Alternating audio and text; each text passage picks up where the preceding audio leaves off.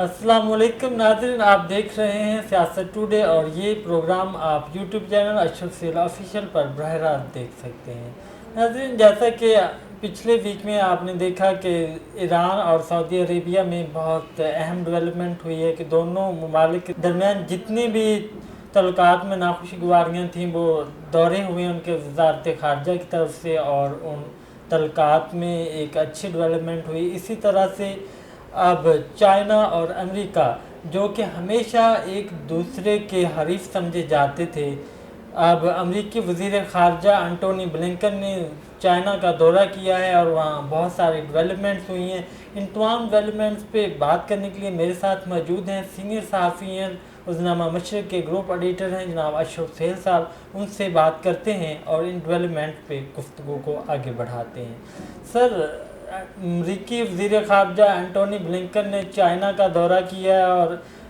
इनकी चाइनीज़ वज़ीर ख़ारजा से 5.5 घंटे की तवील मुलाकात रही है। तो आप इस मुलाकात को से क्या समझते हैं कि क्या वाकई चाइना और अमेरिका के जो ताल्लुकात में इतने ज़्यादा नाखुशगवारी थी वो खुशगवार हो पाएंगे? बड़ा अहम सवाल है और बहुत ही अहम डेवलपमेंट है। मैं ये तो नहीं समझता कि फ़ौरी तौर पर अमेरिका और चीन के दरमियान जो रिलेशनशिप हैं बड़े वंडरफुल वे में बेहतरी की तरफ चले जाएंगे, लेकिन ये ज़रूर है 2017 या 18 के बाद ये किसी भी अमेरिकी वज़ीर ख़ारजा का चीन का दौरा है और ये बहुत ही एक गैर मामूली हैसियत का हामिल है। इसलिए भी कि अभी चंद माह पहले ही अमेरिका ने चीन के एक जासूस गुब्बारे को अपनी हदूद में गिरा दिया था और चीन ने यह कहा था कि वो गलती से उधर को सिरक गया या स्लिप हो गया था। उसके बाद दोनों मुल्कों में जो सर्द मोहरी थी और ताल्लुकात में जो एक रिफ्ट थी उसमें इजाफ़ा हुआ था। वैसे भी दुनिया की दोनों बड़ी क़ुव्वतें हैं, बड़ी ताकतें हैं, दोनों के अपने मुफादात हैं, अपनी तरजीहात हैं, अपनी पॉलिसीज़ हैं इंटरनेशनल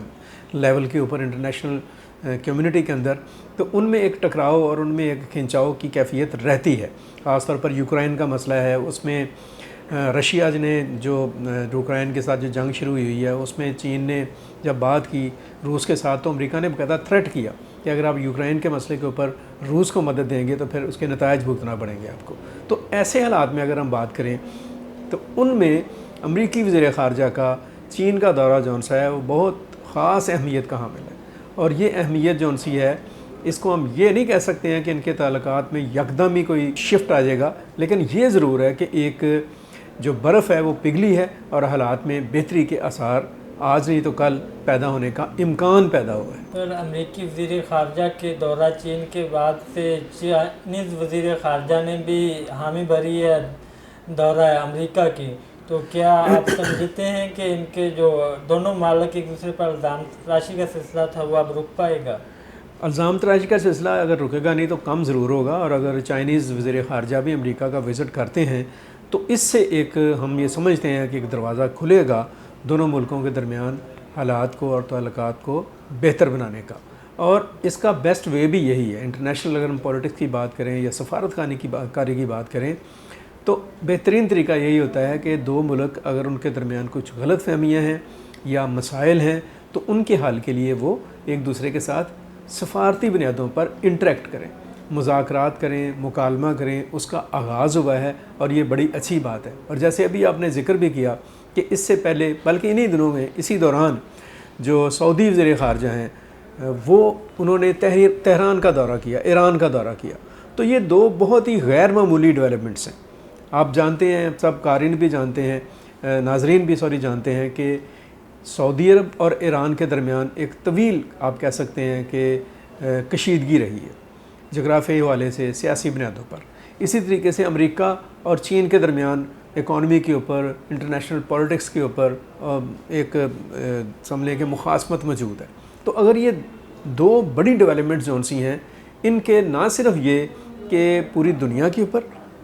इन ममालिक के बाहमी ताल्लुकात के ऊपर, और जो हमारा ख़िता है साउथ एशिया और इसके साथ जो मिडल ईस्ट है और जो सेंट्रल ईस्ट है, उसके वस्त एशिया है, उसके ऊपर इसके अच्छे असरात मरतब होंगे अगर ये स्मूथली आगे बढ़ती हैं चीज़ें। तो सर, आलमी ताकतें एक दूसरे से हाथ मिला रही हैं और जितने भी हरीफ ममालिक समझे जाते थे वो अब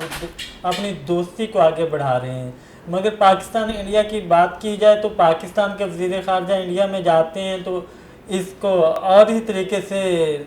दुनिया के सामने पेश किया जाता है, इंडियन मीडिया इंडियन हुकूमत से भी बढ़ के 2-4 कदम आगे ही होता है। तो क्या आप समझते हैं कि जिस तरह से दुनिया के जो बड़ी ताकतें हैं वो आपस में ताल्लुकात को प्रमोट कर रही हैं, पाकिस्तान इंडिया के ताल्लुकात भी बेहतर हो पाएंगे? ये बड़ा ही, मैंने आपने लास्ट टाइम भी हमने ये बात की थी, इंडिया के साथ जो ताल्लुकात हैं, एक सिंपल सी बात है, पाकिस्तान ने कभी भी इन ताल्लुकात में रखना अंदाज़ी नहीं की, इनको ख़राब करने की कोशिश नहीं की। पाकिस्तान की तरफ से, जैसे आपने अभी कहा, शंघाई ताउन तंजीम में का इजलास था और उसमें हमारे जो वज़ीर ख़ारजा हैं बिलावल भुट्टो ज़रदारी, वो गए इंडिया। और आपने जैसे बताया जिस तरह से इंडियन मीडिया ने, इवन इंडियन वज़ारत ख़ारजा ने और उनके सफारती हलकों ने उस दौरे को जिस तरह से डैमेज करने की कोशिश की, मैं समझता हूँ कि वो हर लिहाज से गैर अखलाकी हरकत भी थी, गैर सियासी हरकत भी थी, गैर ज़िम्मेदाराना रवैया था और एक ऐसा रवैया था जो इंटरनेशनल कम्युनिटी के अंदर किसी भी ज़िम्मेदार मुल्क को ज़ेब नहीं देता है। बिलावल ने वहाँ पर जो गुफ्तगू की वो आप सबके सामने है। इसी तरह से आप देख लें कि क्रिकेट है, अब क्रिकेट टीम को इंडिया पाकिस्तान नहीं भेजता, अभी एशिया कप उसने स्टेक पे लगा दिया है, उसके हाइब्रिड मॉडल पर जाना पड़ा है, आगे वर्ल्ड कप आ रहा है, उसमें इंडिया अजीब 100 किस्म के नखरे करेगा। तो इस तरह की जो चीज़ें हैं, इस किस्म की जो पॉलिसीज़ हैं, वो इंडिया का कोई सॉफ्ट या पॉजिटिव इमेज नहीं लेकर आ रही हैं। फिर इंडिया ने जिस तरह से अपने मुल्क के अंदर मुसलमानों के साथ और गैर हिंदू जो दीगर अक़लियतें हैं उनके साथ जो एक रवैया इख्तियार कर रखा है, और कश्मीर के ऊपर इंडिया ने जो बहुत ही गैर इंसानी और गैर अखलाकी रवैया इख्तियार किया है, आइन के ऊपर उसने हमला किया, अपने ही आइन के ऊपर, और 370 और 35A जो शिकें थीं उनको ख़त्म किया, जिससे ख़ित्ते में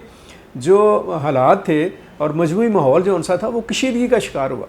पाकिस्तान और इंडिया के दरमियान ताल्लुकात, मैं ये समझता हूँ, इनको ठीक होना चाहिए। ईरान और सऊदी अरब अगर आप बैठ सकते हैं एक टेबल के ऊपर, अमेरिका और चीन जो उनसे हैं उनके दरमियान मुज़ाकरात हो सकते हैं, तो डेफिनेटली इंडिया और पाकिस्तान के दरमियान भी हो सकते हैं। और ये दोनों मुल्क अगर मिलकर बैठते हैं, अपने बुनियादी तनाज़ात को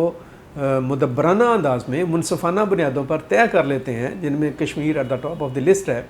तो कोई वजह नहीं है कि ना सिर्फ ये कि दोनों मुल्क तरक्की की नई राहें जो उनसे इख्तियार करेंगे, बल्कि ये ख़िता जो उनसा है, साउथ एशिया का पूरा ख़िता, इसमें तकरीबन आप कह सकते हैं 2 अरब के करीब लोग हैं, उनको एक सिक्योर माहौल मिलेगा, उनको तरक्की के मौके मिलेंगे, उनको एजुकेशन मिलेगी, उनको अमन मिलेगा, उनको इंसाफ मिलेगा, उनकी जहालत का ख़ात्मा होगा और ये ख़िता बहुत ज़्यादा तरक्की करेगा। और ये दोनों मुल्क अगर इकट्ठे हो जाते हैं, एक प्लेटफॉर्म पर आते हैं, अपने तनाज़ात जो उनसे हल कर लेते हैं, तो कोई वजह नहीं है कि साउथ एशिया जो उनसा है वो यूरोपियन यूनियन से भी कहीं ज़्यादा तरक्की याफ्ता ख़िते में चंद सालों के दरमियान तब्दील ना हो जाए। सर, अब रशिया यूक्रेन जंग के हवाले से बात करना चाहूँगा कि जब रशिया और यूक्रेन की जंग चल रही थी तो चाइना रशिया को सपोर्ट कर रहा था और अमेरिका यूक्रेन को जी। तो अब अमेरिका के वज़ीर ख़ारजा का चाइना का दौरा और फिर चाइना के वज़ीर ख़ारजा की हामी कि हम भी आपके मुल्क का दौरा करेंगे, तो क्या ये हमें चाइना और रशिया और यूक्रेन के दरमियान जो जंग हो रही थी उनके ताल्लुकात में एक अहम डेवलपमेंट का तो नहीं, ये हमें लग रहा कि ये वाकई ही उनके ताल्लुकात को बेहतर करने के लिए ये कोशिश की जा रही है? It may be also one of the agenda, और जंग हो रही है, अभी भी जारी है जी। दोनों के दरमियान रिफ्ट और जंग जारी है, और इस जंग ने जो वर्ल्ड इकोनॉमी है उसको बहुत बुरी तरह से डैमेज किया। ये जो हम महंगाई देख रहे हैं पूरी दुनिया में जो फैली हुई है और पाकिस्तान ख़ास तौर पर इसका शिकार है, इसकी एक बड़ी वजह यूक्रेन के साथ रूस का जो तनाज़ा है वो है। और इसमें आपने बिल्कुल ठीक कहा, और ये बात मैंने अभी ज़िक्र भी किया इस चीज़ का कि चीन ने जब रूस के साथ बात की यूक्रेन के मसले के ऊपर, तो अमेरिका ने बाकायदा चीन को थ्रेट किया था। और अगर अमेरिका और चीन के दरमियान ताल्लुकात इस्तवार होते हैं और यूक्रेन और रूस के दरमियान जो तनाज़ा है उसको हल करने के लिए किसी फार्मूले के ऊपर ये दोनों मुल्क मुत्तफ़िक होते हैं और फिर उनके साथ नेगोशिएट करते हैं, तो मैं ये समझता हूँ कि it is also a wonderful symbol, एक बहुत अच्छा साइन होगा और ऐसा होना चाहिए। दुनिया में जहाँ जहाँ पर भी तनाज़ात हैं, सियासी मामलात हैं,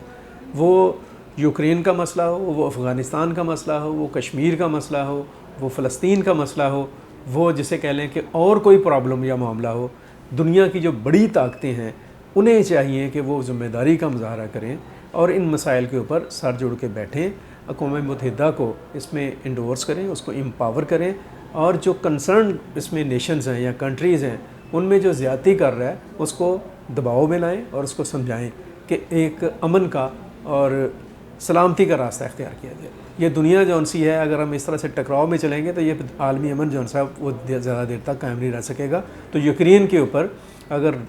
چین اور امریکہ کوئی پالیسی وضع کرتے ہیں جو روس اور یوکرین دونوں کو سوٹ کرتی ہے تو میں یہ سمجھتا ہوں کہ ایک بہت بڑی یہ پیش رفت ہوگی۔ سر، تجارتی تنازعات جو امریکہ اور چائنا کے درمیان چل رہے تھے، اب اس میں بھی بڑی اہم ڈیولپمنٹ ہوئی ہے۔ چائنیز صدر نے جو وزیر خارجہ امریکہ کے سے بات کی ہے، انہوں نے یہ اعلامیہ بھی جاری کی ہے کہ ہم جو ہمارے تجارتی تنازعات تھے ان کو بھی ختم کریں گے۔ اس طرح بہت ساری امریکی کمپنیوں نے چائنا پہ پابندی لگائی ہوئی تھی کہ وہ ان کے ساتھ تجارت نہیں کریں گے۔ تو چائنا امریکہ کے تجارتی تنازعات ختم ہونے کا ورلڈ اکانومی پہ کیا اثر ہو سکتا ہے؟ اچھا، پہلی بات تو یہ ہے کہ یہ تنازعات اعظم ختم تو مجھے نہیں ہوتے ہوئے نظر آ رہے۔ دونوں بڑی طاقتیں ہیں، دونوں کے مفادات ہیں، دونوں کی معیشتیں بہت بڑی ہیں اور دونوں کی معیشتوں کی اپنی اپنی ترجیحات ہیں، تو دونوں میں مقابلہ بازی رہے گی۔ اور میں یہ سمجھتا ہوں کہ مقابلہ بازی کو اتنی بری چیز نہیں، ایک صحت مند معاملہ ہے، لیکن دونوں ملکوں کو تنازعات میں نہیں گرنا چاہیے، خام خواہ کی رفٹ میں نہیں جانا چاہیے۔ دیکھیں، ایک طرف چین جو ہے وہ پاکستان کے ساتھ سی پیک میں انگیج ہے اور وہ سی پیک آگے ایران تک جا رہا ہے، سعودی عرب اس میں شامل ہو جائے گا، یعنی مڈل ایسٹ اس میں آ جائے گی، اور سینٹرل ایشیا کے ممالک جو سے ہیں وہ انہیں بڑی شدید ضرورت ہے گرم پانیوں تک آنے کی، گوادر تک جانے کی، تاکہ وہ ورلڈ ٹریڈ میں جا سکیں۔ اسی طریقے سے یہ جو سی پیک ہے وہ آگے جا کر ایکچولی الٹیمیٹلی وہ ایک پارٹ ہے روڈ اینڈ بیلٹ انیشیٹو کا، اور روڈ اینڈ بیلٹ انیشیٹو جو سے ہے وہ ایشیا، افریقہ اور یورپ کے کچھ تقریباً آپ کہہ سکتے ہیں 150 کے قریب ممالک ہیں، ان کو ایک دوسرے کے قریب لائے گا۔ اب یہ 150 ملک اور یہ 3 بر اعظم جب ایک جگہ پہ تجارت کے معاملات میں، ٹریڈ کے معاملات میں آپس میں کنٹریبیوشن کریں گے، ایک دوسرے کے ساتھ اکٹھے چلیں گے، تو یقینی طور پر جب دوسری بڑی ان کے مقابلے میں جو پہلے سے بڑی معیشت ہے امریکہ، اس کو اس کے اوپر تحفظات ہوں گے، اور وہ تحفظات کا اظہار کرتا بھی ہے۔ بلکہ امریکہ کی طرف سے باقاعدہ یہ CPEC and road and belt کے اوپر بہت اس کی مخالفت بھی کی جاتی ہے، اور یہاں پہ ہمارے خطے میں انڈیا جو سے ہیں ان کے حکمران ایک خواہ مخواہ کی وہ امریکی پراکسی کا حصہ بن کر سی پیک کے اوپر اٹیک کرتے ہیں، جبکہ یہ انہیں ایسا نہیں کرنا چاہیے۔ انڈیا کو بھی یہ چاہیے، اور اگر چین اور امریکہ کے درمیان ٹریڈ کے اوپر، اکانومی کے اوپر کوئی جسے کہہ لیں روڈ میپ جو ہے وہ طے کر لیا جاتا ہے، کوئی انڈرسٹینڈنگ جو ہے وہ ڈیولپ ہو جاتی ہے، تو امید کی جانی چاہیے کہ یہ انڈیا جو ہے وہ بغل بچہ جو بنا ہوا ہے امریکہ کا، اور امریکہ کی آڑ میں پاکستان کو پریشان کرنے کی کوشش کرتا ہے اور سی پیک کو پریشان کر رہا ہے، تو ہو سکتا ہے کہ اس کی مخالفت جو ہے وہ بھی اس میں بھی تبدیلی آئے، اور ہم تو یہ سمجھتے ہیں کہ انڈیا کو سی پیک کا حصہ بننا چاہیے، تاکہ یہ جو روٹ ہے یہ آگے مشرق بعید کے جو ممالک ہیں، ملائیشیا، انڈونیشیا، جاپان، آسٹریلیا تک اس کی جو ہے اس کے فوائد جو ہیں وہ پہنچے۔ لیکن یہ تب ہی ہوگا جب عالمی طاقتیں اپنے مفادات کو ایک دائرے میں رکھیں گی، اور جو علاقائی ممالک ہیں وہ حقیقت پسندانہ پالیسیاں اختیار کریں گے، خاص طور پر انڈیا۔ سر، بہت شکریہ، آپ پروگرام میں تشریف لائے۔ ناظرین، میں امید کروں گا کہ جو بائیڈن انتظامیہ دنیا سے اپنے تعلقات بہتر کرنے کی کوشش جاری رکھے گی۔ عالمی منظرنامے سے اب تک کے لیے اتنا ہی، ملتے ہیں اگلے پروگرام میں، تب تک کے لیے اجازت دیجیے، اللہ حافظ۔